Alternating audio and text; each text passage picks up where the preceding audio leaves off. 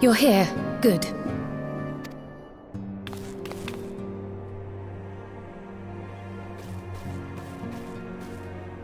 So, how are they?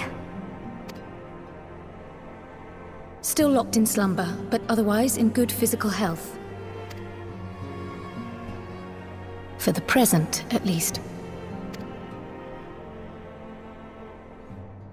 For the present? Oh no, is something wrong with them? I'm afraid there may be. I summoned you after detecting faint signs of instability in Thancred's corporeal ether. But subsequent examination suggested all 5 might be affected. And when I examined them just now, my fears were confirmed. Tellingly, the degree of instability varies between them. Thancred exhibits the most notable signs, followed by Y'shtola and Urianger. The twins' ether, meanwhile, remains relatively stable, but there is a change there too if one knows to look for it. Hold on.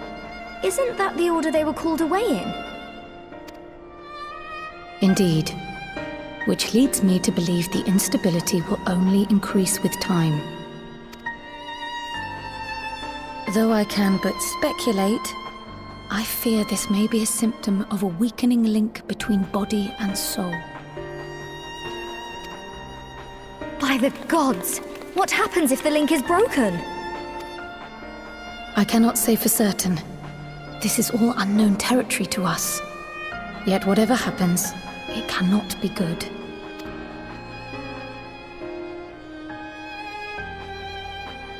Mercifully, the instability is still only slight. And you may rest assured Master Matoya and I will do everything in our power to keep it from worsening. Be that as it may, it is imperative that you find a way to restore our friends' souls to their bodies.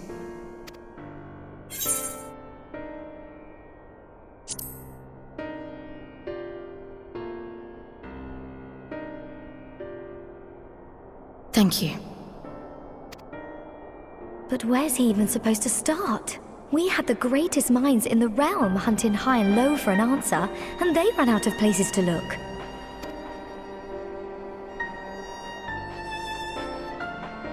You stated in your report that the Exarch had originally intended to reverse the summoning process by means of his own death, correct?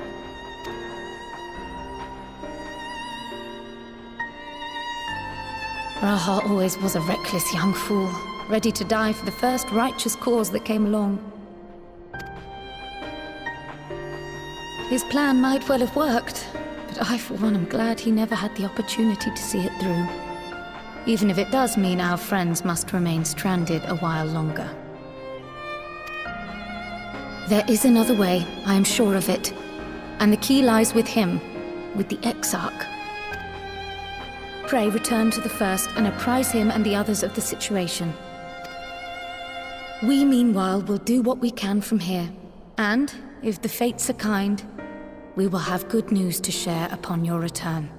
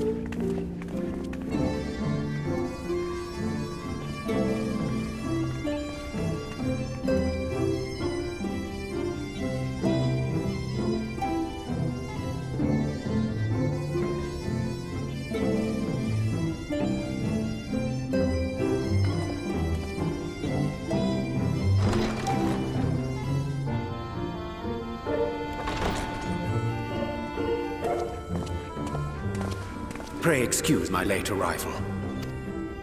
Will Thancred and Reen not be joining us? Nay, milady. With apologies to all, they beg leave to pursue their investigation of the empty to its conclusion. Should matters here demand their presence, however, they did assure me that they would make themselves available. Yes, of course. Then let us proceed.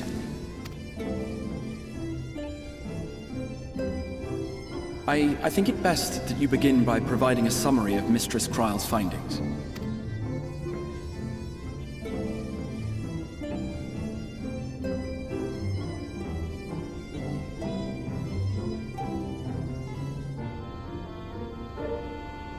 I suppose it was only to be expected that some change would occur.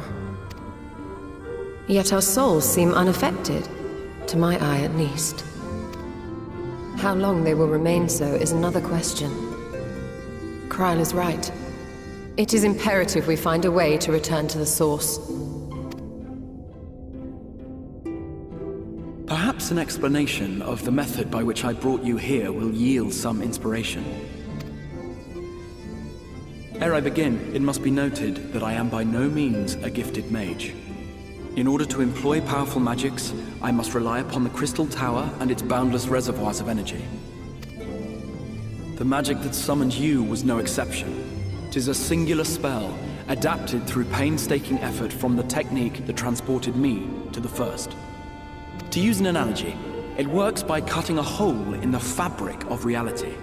A hole tailored to the object of summoning, through which it and it alone may pass unscathed.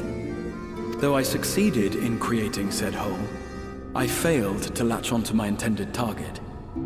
Instead of you, the spell found those close to you, and ended up summoning them in their incomplete state.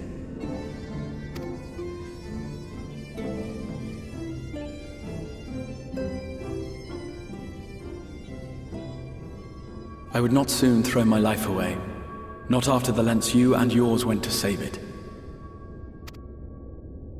And so long as I breathe, I will spare no effort to see you safely home. But should all else fail, and your lives be at stake, there remains one sure method.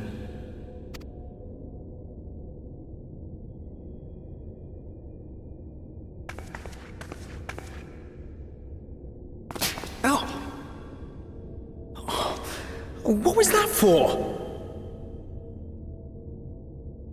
How can you even entertain such thoughts? You owe your life to the Warrior of Light, and you don't get to die unless he says so.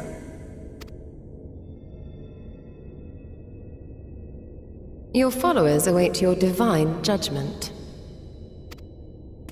What did you just...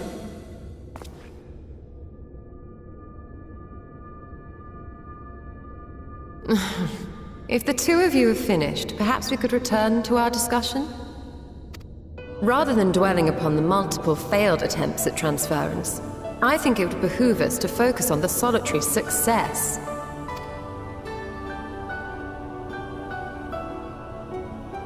I would draw your attention to the fact that our friend can travel between worlds possessed not only of his body and soul, but his personal effects besides.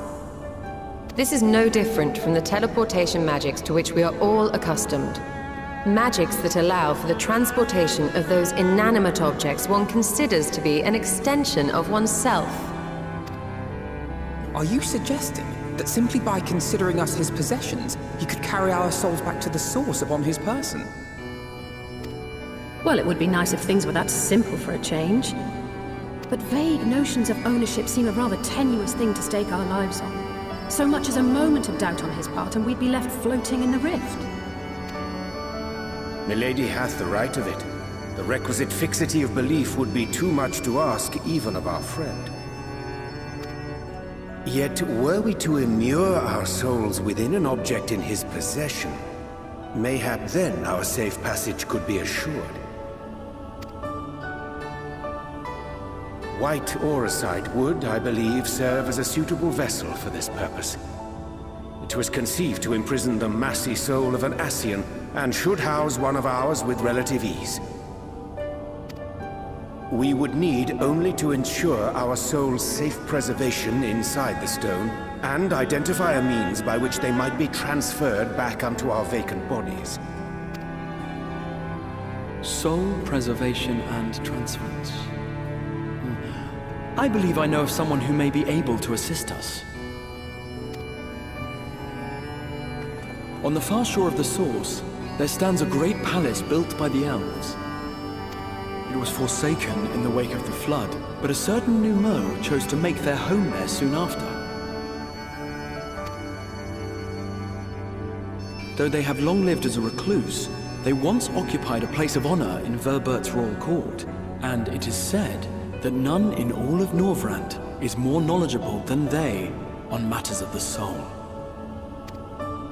Well, I've no objection to seeking a helping hand, but if they've gone to such lengths to hide themselves away from the world, what makes you think they'd be willing to lend us one?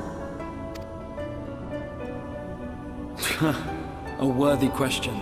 Years ago, I myself tried and failed to solicit their cooperation in the battle against the Sin Eaters. No sooner had I begun to make my plea than they unleashed a swarm of their familiars upon me.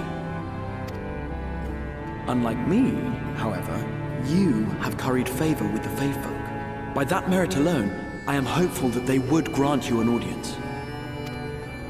They may still be inclined to turn you away, of course, but if their knowledge might feasibly facilitate your return home, we have to try.